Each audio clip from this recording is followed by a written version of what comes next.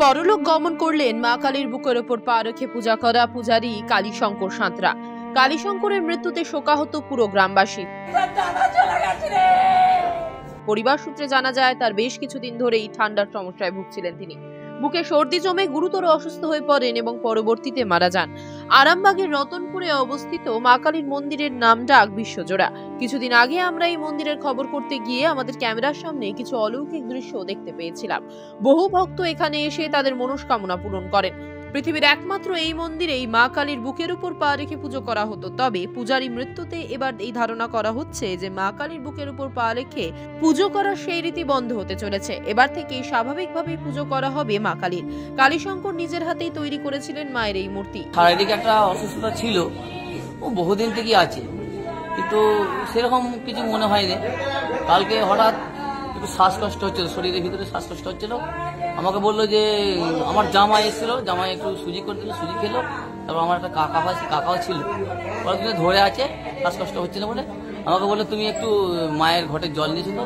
ওই ঘটের জলটা নিয়ে এলুম, নিয়ে এসে খাওয়াতেই বাস দেহ রাখলো, হার্ট অ্যাটাক হয়ে গেল। তার আগে কথা বলেছে আমার সঙ্গে, আমাকে মা কালীর বিষয়ে অনেক কিছু কথা বলে গেছে, অনেক কিছু ঠাকুর দেবতা নিয়ে বলেছে যে যাত্রীরা আসবে, ভক্তরা আসবে, তাদের তুমি ফুলচাঞ্জল দেবে, অন্তত কাজ তাদের হবে। হ্যাঁ, সবাই তো রামকৃষ্ণ হতে পারবে না, আর সবাই বোমা খামা হতে পারবে না, তবু ফুলচাঞ্জল দিলে তাদের মানে ভক্তদের শান্তি হবে বা তাদের কাজ হবে।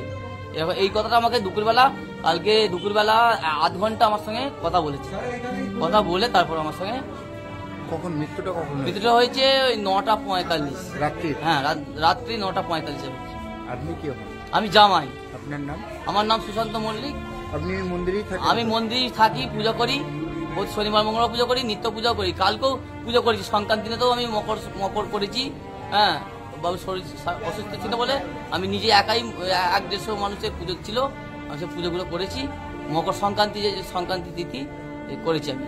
এই মূর্তি তৈরি হয়েছে এক অলৌকিক কাহিনীর মধ্য দিয়ে। তিনি যখন ছোট ছিলেন, কালীশঙ্করের মনে হলো মাকে যেভাবে ডাকছেন তার একটা পরিণতি হওয়া দরকার। তাই তিনি হঠাৎ মায়ের একটি মূর্তি বানাতে শুরু করেছিলেন। তারপরে এক চমকে যাওয়া ঘটনা ঘটেছিল। মূর্তি বানাতে বানাতে তিনি ঘুমিয়ে পড়েছিলেন। হঠাৎ চোখ খুলতেই এক কালো মতো মেয়েকে দেখেন তার সামনে বসে আছে। তারা দুজনেই কথোপকথন করে।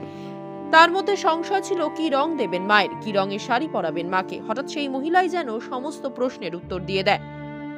ঘুম থেকে উঠে দেখেন মূর্তির আয়তন বিশাল। তখন তিনি ভাবলেন রং করার জন্য তার মায়ের মুখ পর্যন্ত হাত পৌঁছবে কি করে। তখন নাকি সেই মেয়ে তাকে সংকেত দেন যে তিনি যেন মায়ের বুকের উপর পা রেখে মুখে রং দেন। কিন্তু কালীশঙ্করের এত সাহস হয় না। তখন কে যেন তাকে সংকেত দেয় যে মা তো মাই। মায়ের সঙ্গে খেলা করতে গিয়ে মায়ের বুকে তো কত সময় সন্তানের পা এসে লাগে, তাই মায়ের বুকে পা লাগলে মা রাগ করবেন না।